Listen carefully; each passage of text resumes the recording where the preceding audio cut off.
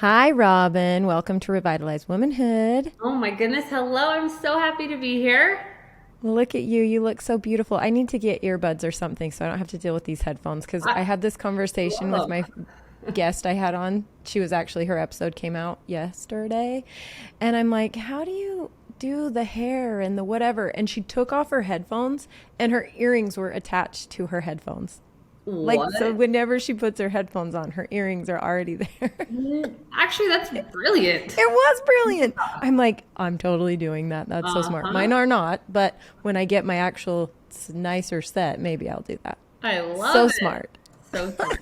Is the lady hacks, right? Yeah. Tell me all the things. Well, I am so excited to have you on here. We've been trying to connect and get this scheduled and everything because you are also a Utah mama. You are a Utah girl, and so we got the vibe. Every Utah woman knows the vibe. Oh, yeah. It's a thing. It's a thing. Tangible It's vibe. totally a thing. Oh Yeah. my gosh. Do you follow Jane at all?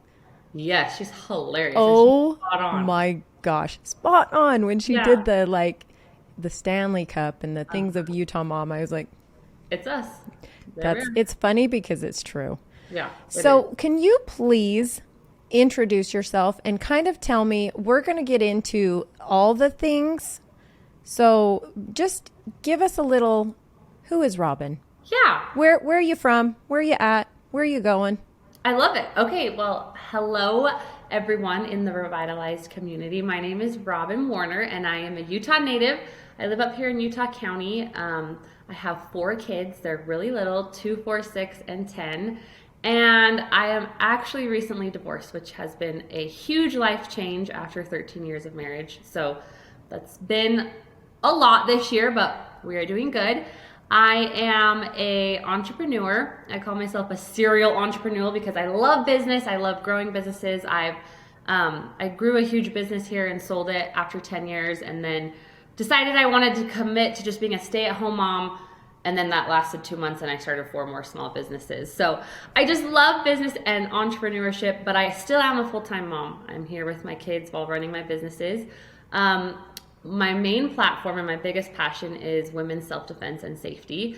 I've been doing that for 13 years and it's something that is very close to my heart and passionate because I was sexually assaulted in southern Utah actually while running in broad daylight. My attacker is serving a 15-year to life sentence, and while he's rotting in prison, I decided to make it my mission to save other women, and it just started as the thought of I never want this to happen to my sisters and friends. And so I trained endlessly in all sorts of self-defense, and then it snowballed into helping and teaching tens of thousands of women. And so that's my main gig besides being a mom and other small businesses. But honestly, I'm just like you, a mom trying to do my best, having good days and bad days, and I have a Stanley Cup, so I'm sure we can all relate. Because we're in Utah, Because we're in Utah. folks, and Yeah. we curl our hair. My favorite one too was on like the fawn design. I think it was on hers, Uh-huh. and it's all if you curl your hair like this and then you leave the And you bottom straighten straight. the ends. I about died. Which is I so about funny died. because in this camera, I'm like, it's not looking great today, but I actually did the exact same thing. I was like I did. straightening my hair after I curled it. Oh my gosh, we are so What Utah. is wrong with us? Utah. Utah. And you got to say it, Utah. Utah. Okay, so I want to not get into the nitty gritty of it because you are a warrior. You have come out of it on the other side, stronger, better, braver. And now you're teaching this message to all these women. And I think that's amazing. And I love that from your 12-year-old knowledge of, was it like in a young women's class? Yeah, it was. A young women's activity that you learned this? A young women's activity, and it wasn't even based around self-defense. It was like a panel of 12 women who just had 5 minutes to teach us something, like how to change a diaper, how to make a green smoothie, which has definitely come in handy, how to do all these little things. And one lady just quickly had like self-defense, and I literally remember looking at my friend Mackenzie Michler, and I said, this will never happen to us. And I honestly didn't even think like I had listened, but flash forward, 6 years later, all the things that I had learned in just 5 minutes actually helped save my life. 18 years old on the drill team at SUU, right? Yep. And just out jogging in broad daylight, trying Yeah. to get your It run was in. the warmest day of the year. We had just come out of winter. There were so many people on the trail. It's a super public trail. I had been there many times before, so it wasn't like I was like running on a dirt trail in the mountains. I mean, it's called Canyon Trail, but it starts through the city, and then it does go up. If you're familiar with Cedar City, it does go up the canyon, but not too far. Like, and it's parallel. There's a road. Like, it's very visible. So it wasn't like I was trudging in these bushes where no one could see me. Like, I was on a public trail, and there was 30 people on the trail that day. So it was just, I was at the wrong place at the wrong time with a very dangerous individual who didn't care about anything and had no regard for my life. And luckily, that little bit of knowledge that you pulled from your 12-year-old brain came in handy and helped you fight free. And now you've gone on to create the SAFE course. Yeah. Tell me about that, because I think that is above and beyond amazing. Yeah, so SAFE stands for self-defense, awareness, fighting techniques, and empowerment, which spells SAFE. And it's an online course. It's 15 videos, but it's 5 hours of instruction. So it's something you can totally binge watch. You can take it, day by day, slow, but it's really, really important. So I have taught self-defense in numerous different ways, like the RAD class for women I taught with police here in Utah for many, many years. And I loved teaching, like, come down. It was like, come down to the YMCA and I'll teach you how to fight for like 4 weeks. That's how we taught it for a really long time. And after 10 years, I just kind of felt like there was a gap in the curriculum, because a lot of the self-defense curriculums are made or taught by men or police officers, which is awesome. But I felt like I had a unique perspective because I am a sexual assault survivor, number one. So I've actually been through it. I'm a mother, which gives me a totally different perspective because I want to protect my children. And I'm a woman. So I decided, I'm going to create my own curriculum. So I created my own, and it's called SAFE, and it's offered online. Or I still travel around and public speak and teach about it as well. Oh, good. I can't wait to hook up with you for that. We're going to collaborate on that. Yes, Definitely going to collaborate on that.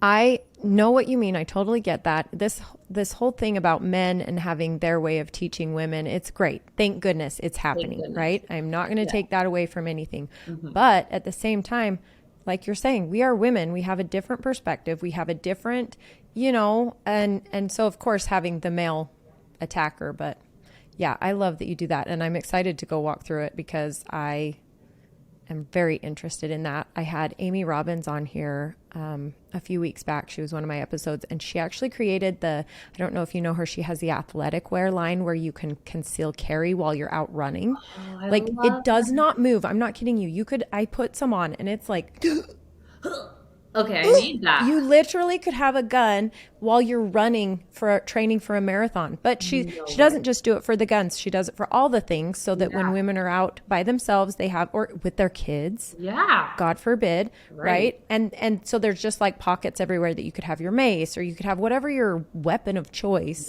is. She just happened to go with the gun because she said there was this one time where there was 6 people in the vehicle. What am I going to do?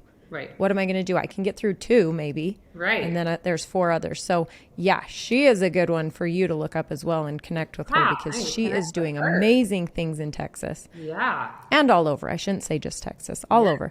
But I found your account. My sister-in-law actually introduced me to your account, and I found it. And I love your tips and tricks that you give that are just manageable bites of logical information. And it's I bet when you're posting some of them, I bet you say, oh, I bet people know this, but I'm just going to reiterate it. No. When you posted that thing about stop saying stranger danger, because it's mostly going to happen from people, someone we know. Yeah. Yes.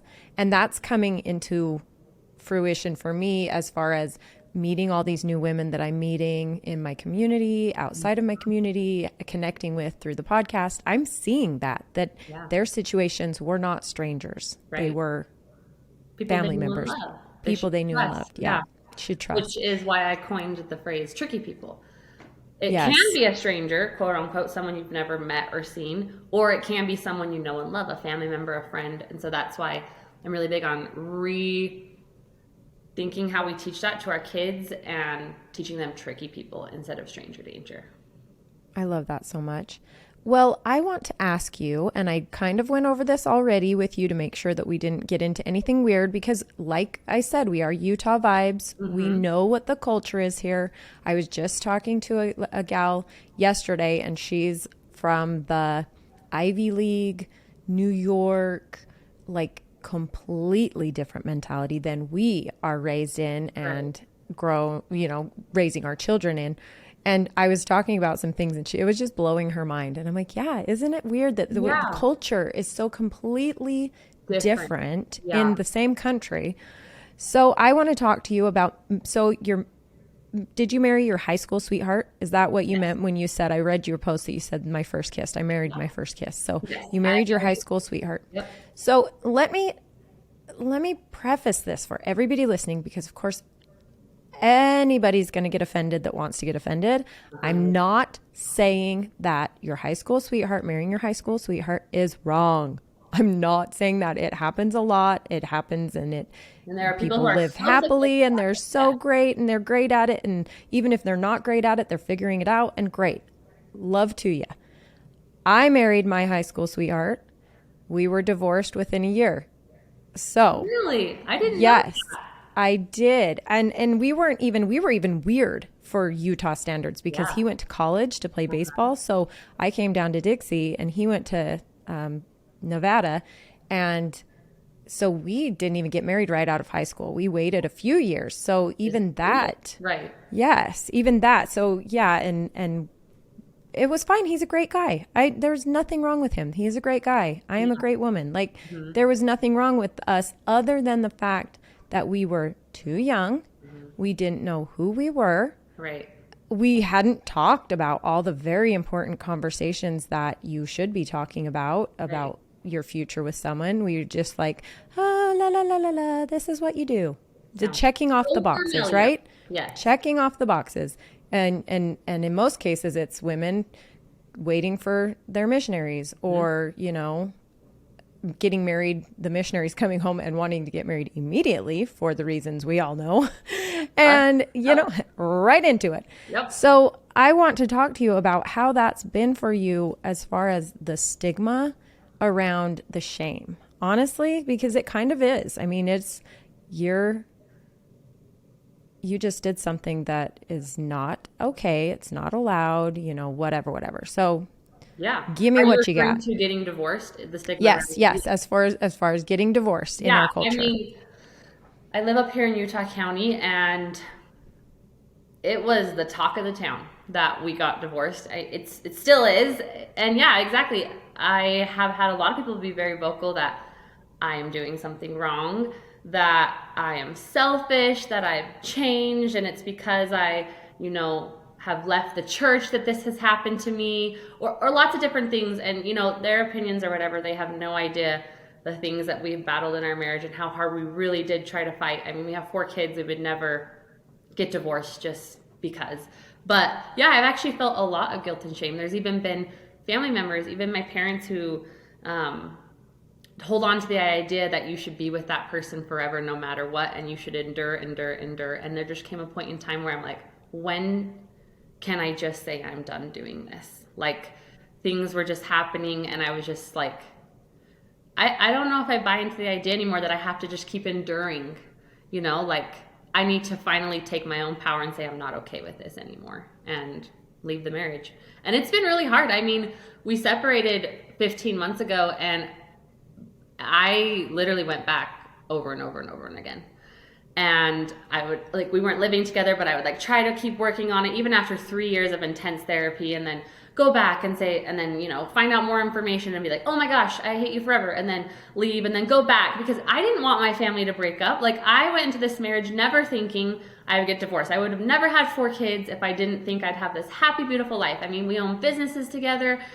We had a really beautiful life, but the marriage was very unhealthy and toxic. And yes, there has been a lot of guilt and shame and a lot of people who have vocalized how horrible I am that I would ask for a divorce. Do you feel like it's you're horrible? No one's looking at anything he's done? You feel like the shame is all on you? 100%. It's been really hard. If I would have gotten divorced 5 years ago, I didn't have a lot of self-confidence. I hadn't come into my power, I probably would have been crushed with like just the residual effects of divorce. Like so much gossip, so many lies, so many things he's said and aren't true, blatantly aren't true, or taking truth and twisting it to make it look bad for me. Like I would have crumbled, like knowing that these people think these things about me. But now I can stand in my power and be like, listen, that is completely false. That's a lie. That didn't happen. But whatever you want to believe and however he's now the savior of this whole experience, like I literally don't care. Like if you're not in my close circle and you don't really understand the truth, then like you're not in my circle. But it's been hard. Yeah. There's definitely the blame has been pointed towards why would a mother leave?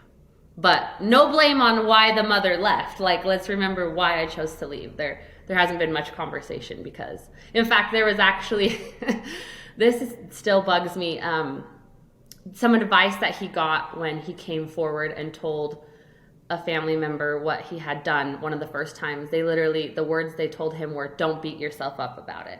And I was like, if my kid came to me and told me he X, Y, and Z, I'd be like, you should beat yourself up about it. You just lost your family because you did that.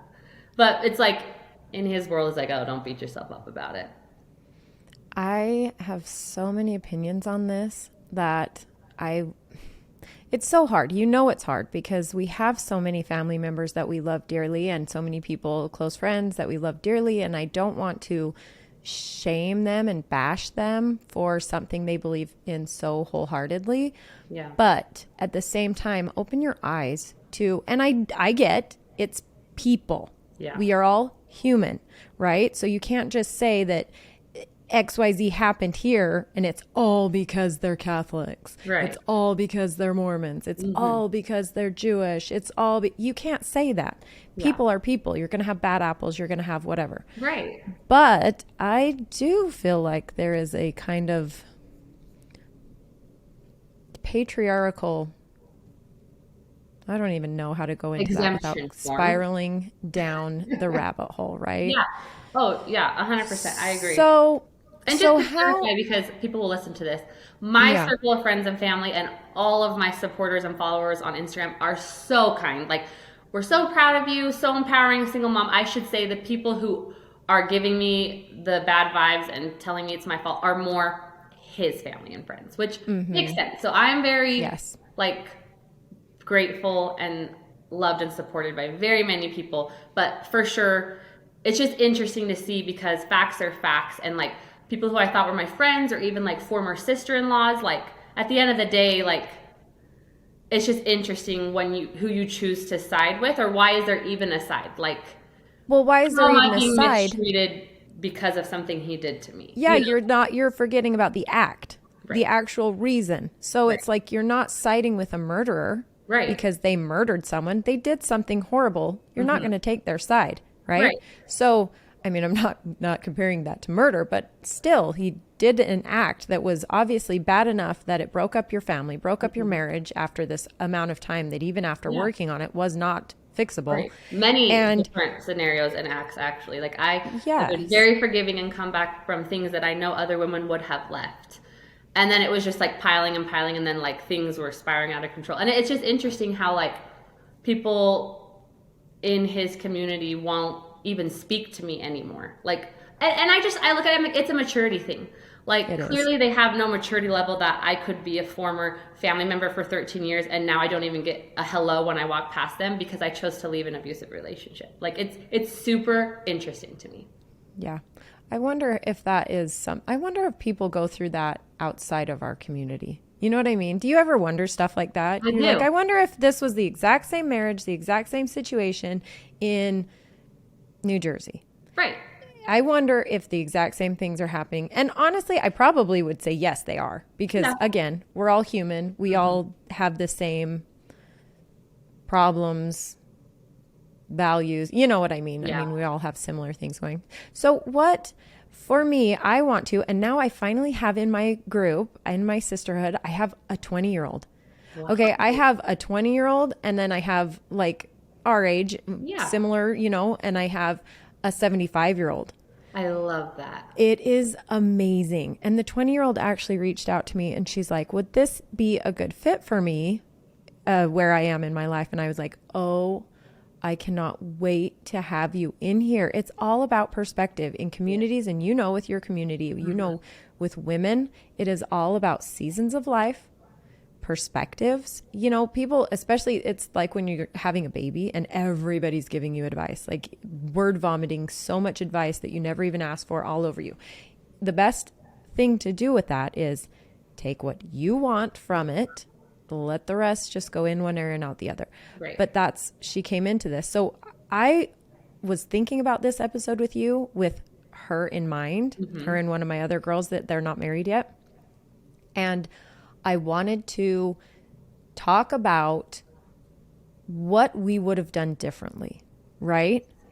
First of all, why did we feel like we needed to get married in the first place? Why was there such pressure to not go out and figure out who you are yourself, love yourself before you have to get forced into a relationship to be the love for someone else, you know? Right. And so what would you say you would tell her? I've thought about this a lot, obviously, because recently divorced, and I'm like, oh my gosh, if I could go back, what would I have done? And to preface this, I would never go back and change it because I have 4 beautiful children who I love dearly, which if I didn't have this experience, I wouldn't have them. And obviously I've learned so much who now it makes me who I am and I can share with others because of this experience. But if I could go back to my 20-year-old self, there's a lot of things I would do. The first thing is I wouldn't get married, right? You know, right at 20. I'm doing a lot of inner child work with my therapist right now. And so it's taken me back to like, she's having me like read journals as a kid, a teenager, and even up to like right before I was getting married. Because I have had a lot of feelings about disappointment that I chose to get married because I actually had many instances where I knew I shouldn't have married him. And like very tangible experiences like up until, you know, the day of being married. And I went back and read through my journals, and it was so interesting to hear what I was telling myself as an 18 and 19-year-old. And it was like phrases like, oh my gosh, I'm such an old maid. I can't believe I'm not married. Like using that phrase, oh my heck, all I want to do is be married. You know, my former husband, he's almost home from his mission. I can't wait to get married right away. I hate being at college because I'm not married. I'm not doing what I'm supposed to do in life. And there was, and again, if you're not LDS, or maybe it was different for you in your LDS community, but there was a lot of pressure to get married. There was this glamorous, you've made it in life to like wait for the returned missionary, get married, have kids, like we did it all, and then it all came crumbling down. But I wouldn't have gotten married, honestly. I wish I would have had mentors. Whether that have been my parents, which they weren't in that mind space. Like they were saying like, oh my gosh, get married. We're so excited. You're 19 and engaged. You're going to be 20 when you're married. Like, woohoo. And like, as a parent now, I'm like, absolutely not. Like if my daughter came to me and wanting to get engaged at 19, I would not support that. I'm like, you almost had to legally sign off on this. I was a baby. I literally didn't even start my period till I was 17. Like I am a child. Why was there pressure to get married? I would have never gotten married that young. I wish I would have been mentored to go find myself, go travel the world. You know, education was important. Like my parents were like, get an education, but it could coincide with still being married. I wish like my parents would have been like, honestly, like a good age to get married is like around like 30, like your late 30s. Like for me, it was just like get married, have the babies, be the perfect Mormon family, stay at home mom. And I even got a lot of flack because although I did get married, have the babies, I didn't choose to be a stay at home mom, quote unquote, like I owned businesses. I still was home, but you know, I would have babysitters and I got so many horrible comments said to me because I was a working mom. And I'm very passionate about that too. Like we could go off on a whole other tangent on working mom versus stay-at-home mom, which they're both great. I've done both, but why can't we be a hybrid of both of those? But back to this, even if I still would have chosen to get married at 20, I literally didn't even date him. So in high school, like quote unquote, he was my high school sweetheart. What that actually meant was he was my first kiss at 17. We dated for 3 months, and by dating, that means we went to a couple of high school dances and told everyone we were dating. He then left on his mission. We wrote letters for 2 years. He came home, and 3 months later we were engaged, and 2 months later we were married. Like, we did not date at all. Like, I think and being as respectful as I can to my former husband, if I would have dated him for a long period of time, I would have seen some of the things and some of the red flags and potential issues in the future. And I can honestly say I probably would not have married him.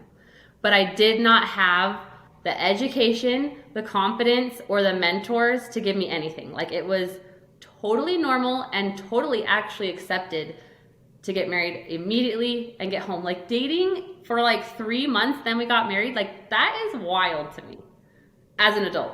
And yes, we had a really great marriage for the most part, but it was never like extremely healthy. It was like a baseline marriage, and then things started, bigger things. Well, and what is healthy? When you're 19 years old, what does a healthy marriage look like? I thought is a it healthy what your marriage mom and dad? was just exactly, which I wouldn't say that I had the most healthy marriage. Like, I didn't ever see them hold hands. I never saw them kiss.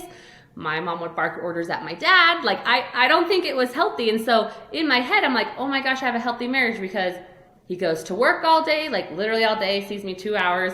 I stay home with the kids. I'm also kind of working. Like, we like each other. We kiss. We have a good sexual life. But like, now that I'm an adult and I'm 33 and I'm now dating, like, for the first time ever, I'm dating for the first time ever, like really dating. Because I was a kid. That's not dating. That's not dating. And now I'm like, oh my gosh, like, I know what a healthy relationship looks like. I'm very clear on what I do want and what I will not accept. And like, now I'm like actually really hopeful for having a relationship that's so fulfilling and not so baseline and shallow, because I'm like, I actually am dating. I'm getting the experience to see what actually could be a healthy relationship.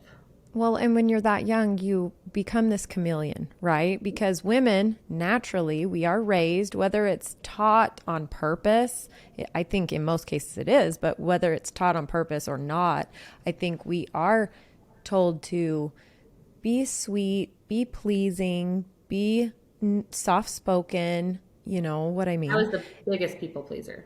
Yeah, of course, because we're the ones that's like want the pat on the back all the time. Good job, you did so good. Good job, you did so good.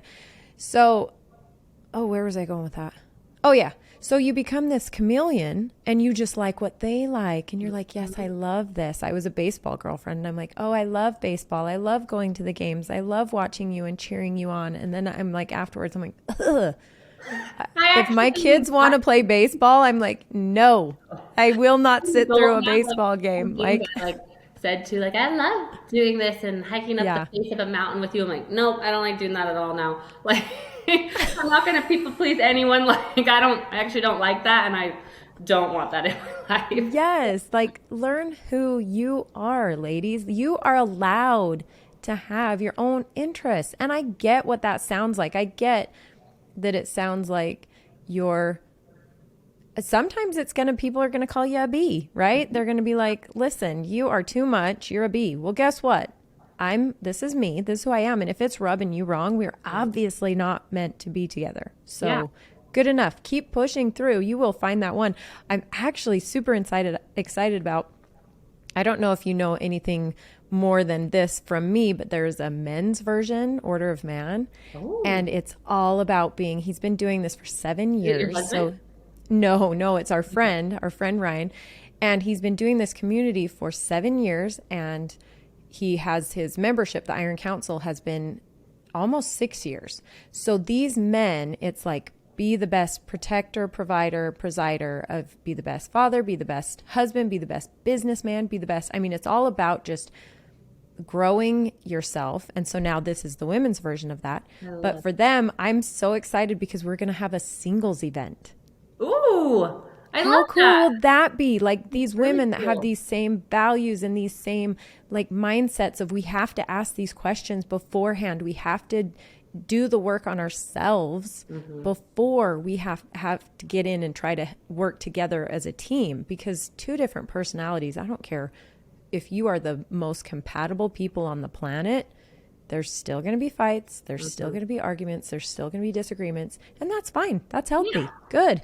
That's fire. But you have to learn how to fight. You have to learn how to communicate. You have to learn so that you're not, it doesn't become toxic and disparaging and abusive, right? And those are all things I like, communication and like finding yourself. I don't think a lot of 20-year-olds have those skills yet, right? Like I've been in therapy for close to 3 to 4 years now, and I'm sure you're saying, some listeners are like, oh, she's in therapy, there's something wrong with her. No, therapy is the best self-improvement course you could ever take. It's not like we're going and just like talking about all of our traumas, which I do sometimes, but it's just like understanding myself, learning how to communicate better. Why do I do the things I do? All the things, right? I love therapy. I go every week. I don't ever miss a week. But we started couples therapy 3 years ago, and that's actually where the big divide started happening. Like, obviously there was actions taken by my former spouse that eventually catapulted the divorce a lot faster. But I could see almost immediately as we were in couples therapy, like our belief system, and not in the sense of like, I believe in the LDS church or not, but like just your core belief system were totally different. Like how I saw the world, how I envisioned or wanted a relationship, how I wanted to look, like they did not align at all.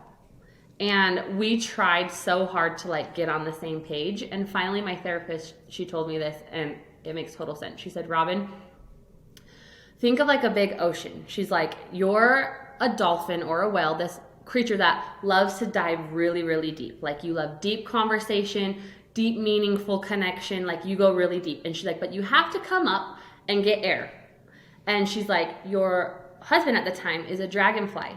And he lives in his own sphere, in his own world with people just like him. And that's where he thrives. But he cannot come live in the water, and you cannot live out. So there's only very, very brief moments where you can come up and breathe, and he'll come down and dip in the water, and you can have just a little bit of connection. Because there was like moments of connection. She's like, but it's not a lot, and it's not withstandable. You eventually have to go back down, and he eventually has to come back up. Like you are not two of the same creatures. Like it, just know moving forward, like we can continually work on this and fight for this, but you will never live in the same world. Like, does that make sense? Like after we absolutely kind of deconstructed everything and like his beliefs and my beliefs and like what we believed a marriage was, like there was moments, but like basically like I needed to go find someone who could live in the water with me, and he needed to go find someone who could live in the sky. And I thought that was just a great analogy. Like it just like sometimes that can happen.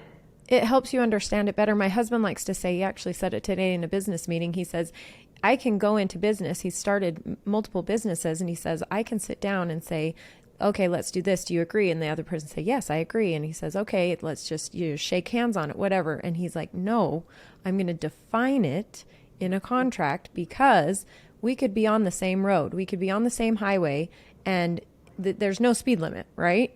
But I feel safe going 50. Mm-hmm. You might feel safe going 80. Right. So what you're understanding is not the same thing I'm understanding, even though we're communicating it. It's we have to make sure the understanding is there. Right. And so same thing. You could have been talking about some of the same things and thinking that they got what you were saying. Right. He was getting what you were saying, mm-hmm. and you're getting what he's saying. But at the same time, no, because it's processing through the, what'd you call it? The dragonfly brain. Yeah. And coming out as dragonfly information. And it's going into you as the whale brain, and it's coming out as whale information. It's not the same thing. Right. It really isn't. So yeah, it's been kind of a crazy year, but to just kind of wrap up, I would have, if I still had chosen to get married, I would have trusted myself and those promptings where I was like, no, don't do this, don't do this. Even just waited longer and dated for a year or 2 or 3. Or I just shouldn't have gotten married at all. How do you know you like chocolate ice cream if you never taste it? Exactly. How do you know you don't like Oreos if you never taste them? How do you that's what we tell our kids when we travel. We travel all over with them, and we have a rule that you have to try everything at least once. Because kids, they're like, ew, that's gross, or blah, blah, blah, whatever. My 8-year-old, since he's been 5, his favorite food sushi, right? And it's, how would you have known that? Right. If you never tried sushi. So for us, we are wholeheartedly of the idea that we will not, and I shouldn't say will not encourage college even, because that, we'll get back to that. I'll circle back to Utah women in college, because that's a really fun topic. Uh-huh. But go explore the world by yourself, have your gap year or 2 years. And while you're doing that, my husband says, I will give you books to read. I will give you information that I think will expand your brain and help you think at things in a certain way or different perspectives, and go just be you. Like, go. That is the one thing. I mean, one of the things that I really love about the missionaries is they do leave and go for 2 years, and they learn how to cook their own food, because we know not a lot of them are doing that. The moms are doing it for them. They get to do their own laundry. They get to do these things that, what about the women, unless they're waiting to go, and not encouraged to, but waiting for that. But what about the women? We sit here and it's like waiting, like, I'll wait for you, right? 100%. Yeah. And so we're very much like, okay, go do that. And then if you'd want to come back and be a doctor, be a lawyer, obviously you need to go to college. Obviously you need to do that. My biggest regret, and I hate that people are like, oh, you can't have regrets. And I'm like, yeah, I can have regrets. I mean, I love who I am and I love my life, but there's parts of it that I'm like, man, I wish I would have done that differently. Right. And I don't want to be the guy on my deathbed that's going, I wish I would have done this. I wish I would have, you don't want to be in that marriage for 70 years going, we should have gotten divorced when we were 30. Man, I wish I would have taken that out when we were 30, because otherwise, instead we just, deteriorated. Right. But that's, oh man, did it again. Lost it again. I love it. It's one of those days. Hey, it's snowing here. It's gloomy. I get it. You were talking about, actually, I don't even remember what you're talking about. There was lots to do. What a great place just to pick up Mom life. Yeah, for real. Okay. Well, I wrote down while you were talking is what was the things that you imagined, ladies? This is for the women. What were those things that you imagined when you were playing with your dolls, right? Like, were you saying, I'm going to go to work? Were you saying, I'm going to stay home with my babies? Were you saying, I want to be an astronaut? I try to get these women to go back to their 20-year-old self and tell that 20-year-old self, like, what was I thinking? So I love that you have your journals. I love that, because it is hilarious what it's in there, because I can only imagine what would be in mine. I remember writing in it, and then I'd tear out the pages and throw them away. It wasn't ever good enough. I was like a self-critic for my own writing, so I'd always tear it out and throw it away. But mine were just bombarded with self-criticism, like, I'm not good enough, I'm not pretty enough, I'm fat enough, I just want to be married, I just want to be a mom. And when I was a child or a teen or even 20s, that's all I wanted to do was be a mom. And so it was so interesting when I got to that point in my life where I was a mom, all of a sudden I had these feelings inside of me that I had never identified before, that I was like, I want to do things outside of motherhood. So it was really, really conflicting to myself first before, everyone else, because I'm like, oh, shiz, I am a full-time mom, but I have this burning passion to create and build something else.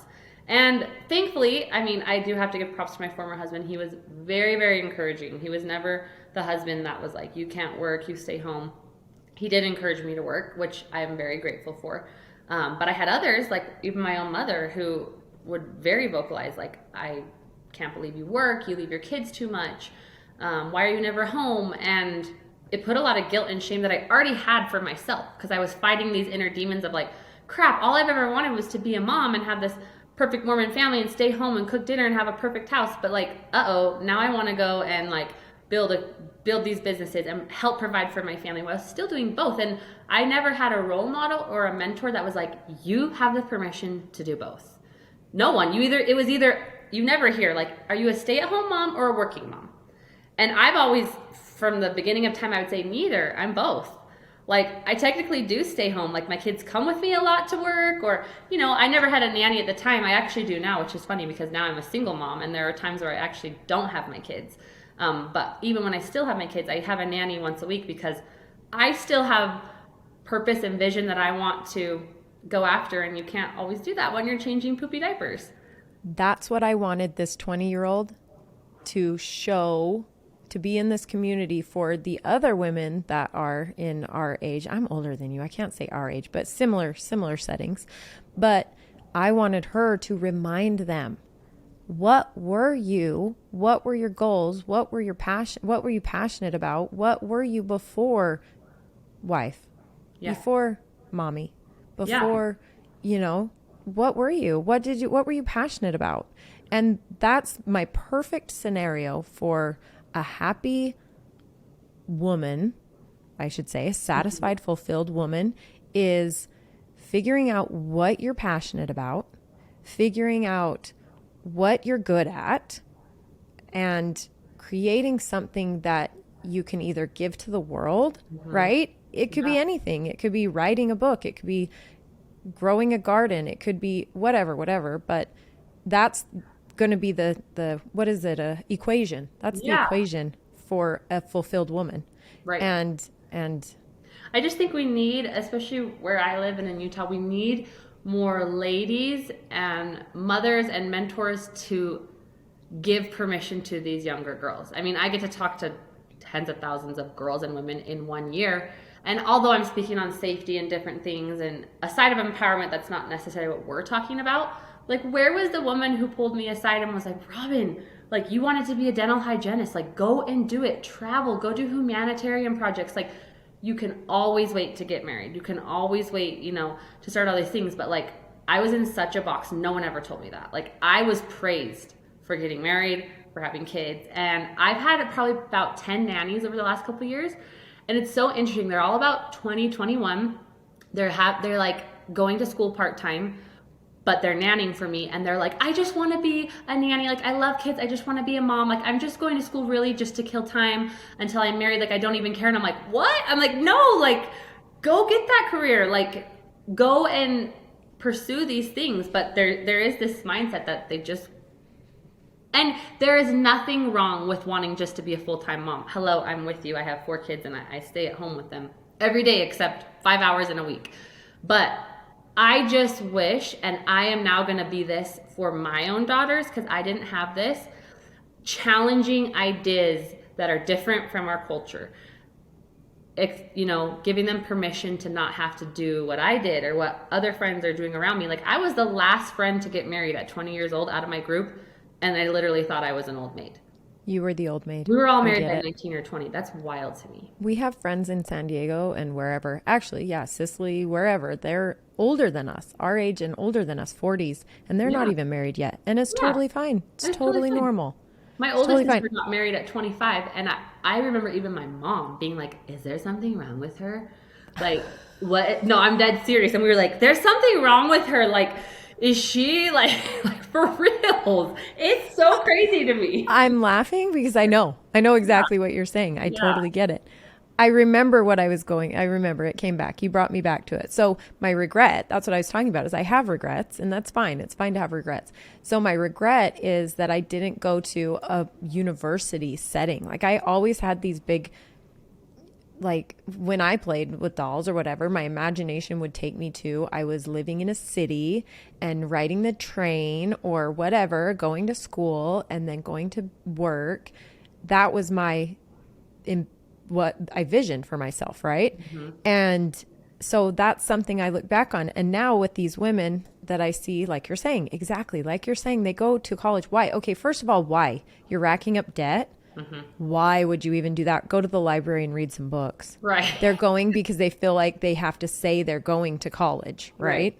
Yeah. They're really just going to college to be a teacher so that they can get married, so that they can either have summers off with their families or they're just waiting for their husbands to take care of them. That's the culture of why girls go to school here. For us, I mean, it's obviously, right? I said not for everybody. That's not true. Yeah, but it is a common theme, stereotype. Mm-hmm. That's why there's a stereotype, because it's truth.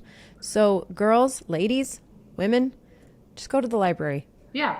Well, don't go to college. Don't go wasting your time. Read some books. Yeah. And I actually had a good experience. So I moved away from home, 4 hours away from home. I got my Associate of Science.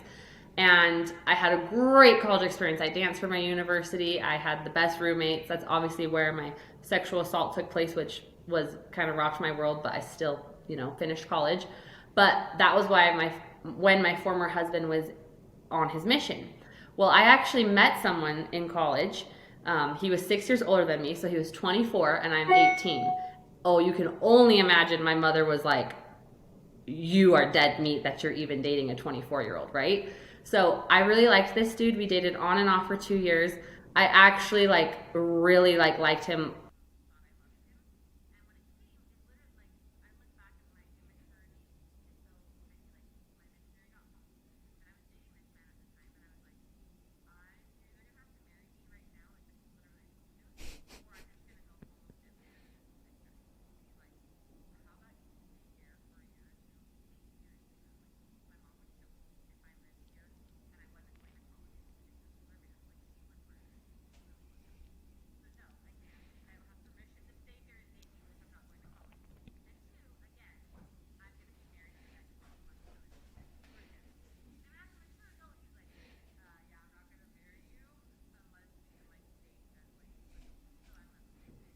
Good for him. Good for that guy. But yes, sad for us that that's how our minds work. That's what's been instilled in us, that's we need to break that cycle. And we're doing it.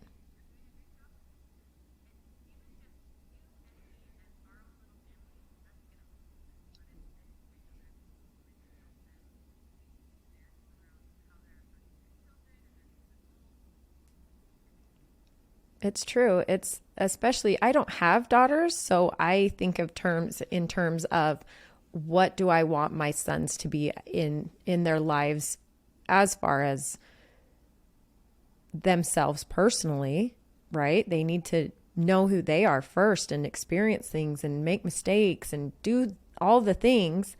Then what can you offer this young woman? And if I had my daughter-in-law calling me saying some of the things that I probably would have been saying, I would be so mortified and so ashamed, or if on the other side of that, if I saw her treating my son in a way that she was disrespecting him and nagging him, and because she's insecure or she doesn't know who she is, I would be so furious. So yeah, so being aware of the cycle, breaking the cycle, and then how are we going to go forward to fix it? Yeah, being intentional, right? Do you have girls? Oh, look at you. We're the perfect little family. Crashed and burned. Well, the reason I wanted to talk about it was because it's happening to so many people. It's happening to so many people. And again, yes, if you married your high school sweetheart and you've had a successful marriage and you've lived and loved and learned and grown together, bless you. Good for you. I'm not shaming you. But yes.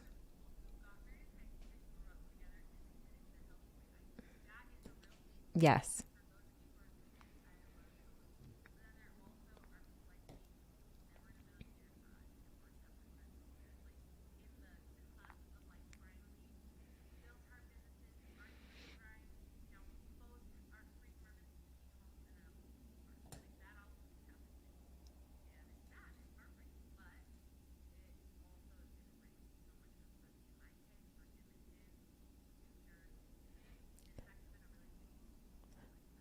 So I don't want to beat a dead horse anymore because I think we nailed it. I think we got the point across. Wait to get married. Just kidding. Do not get married. No. Just find yourself. Yes. Know who you are. Love yourself. Do that. But let's move on and talk about your creation of community. And because if anybody is hopping over to your Instagram, because I know they will, I know they'll be hopping over to stalk you, that it was previously called, there you go.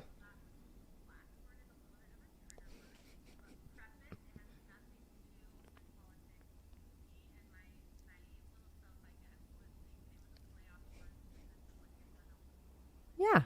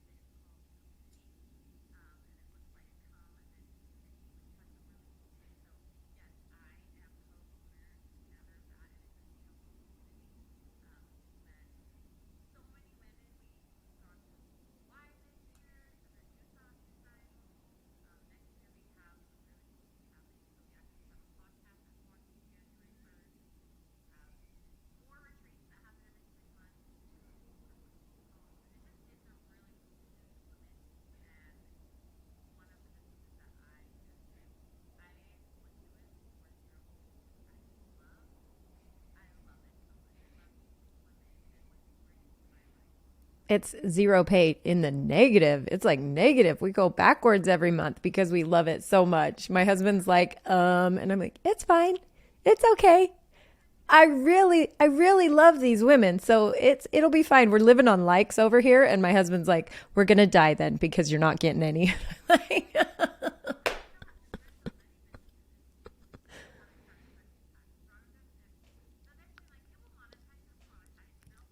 It will, but it can't be your why. It's not your why. It's not my why. So it's luckily we can do it without having to worry about that.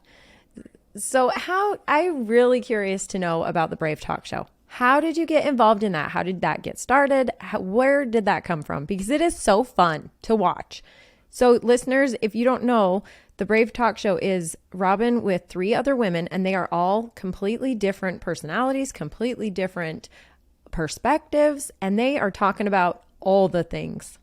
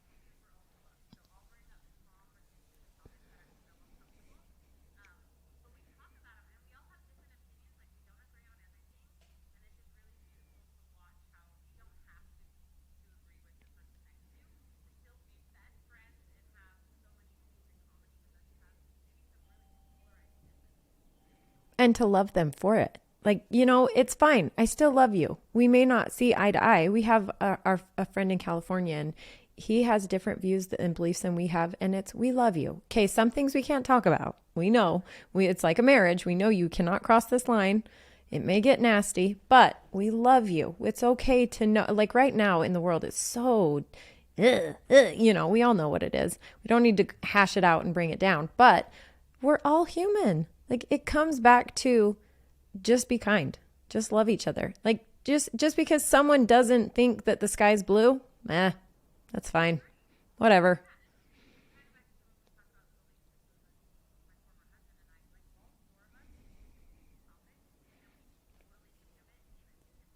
Yes.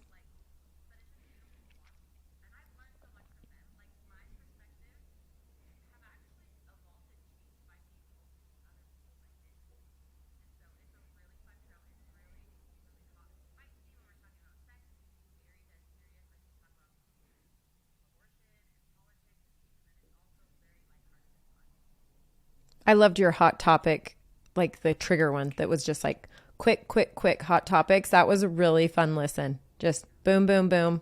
And no over explanations, because some of it, it's like, no, the more you over explain something, you're going to either talk yourself out of it or you're going to run around in circles trying to get us like on board with what you're thinking. But it was like, no, you're it. Go. You're done. Okay. You're it.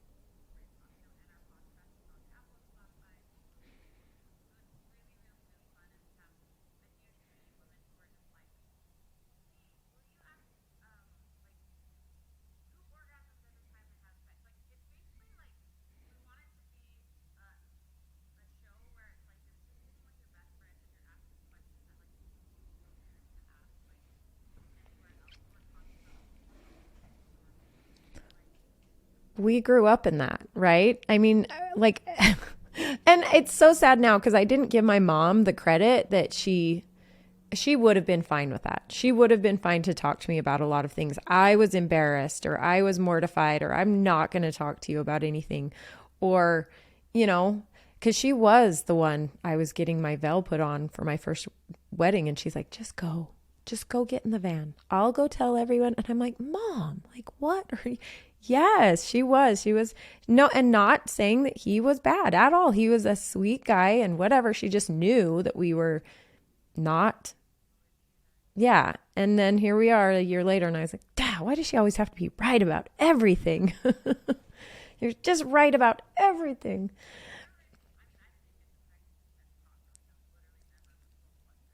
I don't know. I didn't. No. You. Right? Oh, well, and not even the talk, but it's just talk to me about it. Like you just being so open. I think that is such a good thing about the new concept of the helicopter mom is that we're like, tell me everything. I want to know everything. But it's also going to play out because they're young. So we don't know that they'll actually come to us and tell us everything. You know, they may not. It may still not happen. We think we're this new version of you can tell me anything. I will love you no matter what. And then they just probably still won't. Yeah, we're going to find out. We're going to find out later. We always find out. Moms find out everything. But all right. So is the best place to find you a fly on my wall on Instagram?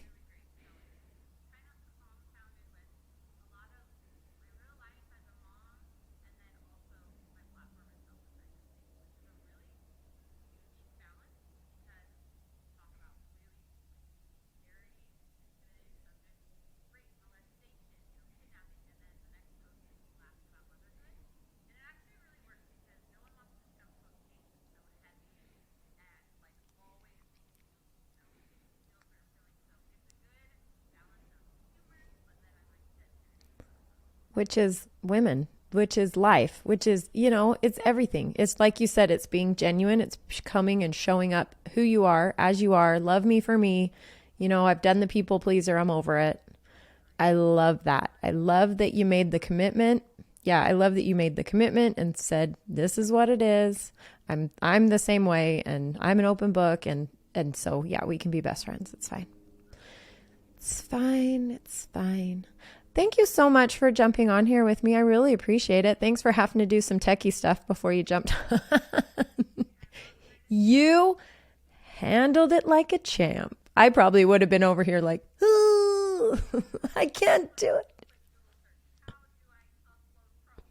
This entire process, if anybody that's been along for the whole journey knows that every one step I've taken forward was 20 YouTube videos before it. I was like, okay, I need to do this one thing. Okay, YouTube.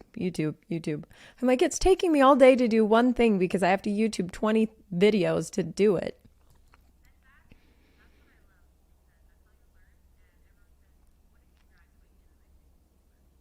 Amen.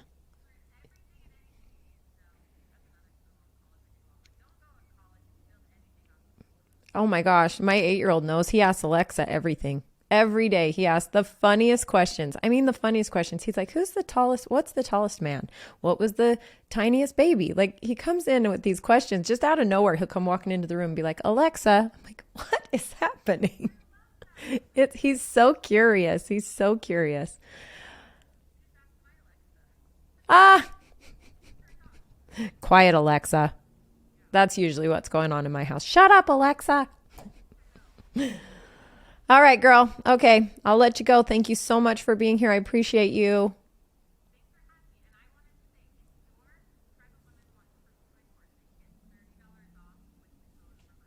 Oh, I'm putting that in the show notes. I love it. You are awesome. That was so sweet of you. Duh for me. Thanks for thinking of that because duh.